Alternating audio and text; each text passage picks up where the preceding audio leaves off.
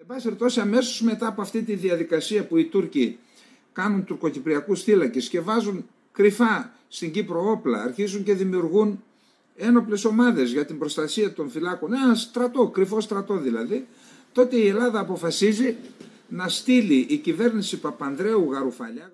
Πάντως κατόρθωσε η Ελλάδα μυστικό τρόπο να στείλει Ελλαδίτες στην Κύπρο με άλλα ονόματα και άλλες ταυτότητες και τα λοιπά, και στρατό και οπλικά συστήματα, δύναμες μιας μεραρχίας. Παίζει να λάβουμε υπόψη ότι ο επιτιθέμενος πρέπει να έχει αναλογία δυνάμεων 3/1. Σε αποβατική επιχείρηση αυτό αλλάζει, πρέπει να έχει 7/1. Τότε έπρεπε να κάνουν επίθεση, αν ήταν η μεραρχία πάνω, με 3-4 σώματα στρατού οι Τούρκοι, που δεν είχαν τη δυνατότητα να το κάνουν, δεν είχαν τα μέσα. Άρα έπρεπε να φύγει η μεραρχία από το νησί. Η κρίση, ξέρετε πώς διευθετήθηκε? Δέχθηκαν η στρατιωτική ηγεσία της Ελλάδας να αποσυρθεί η μεραρχία από την Κύπρο.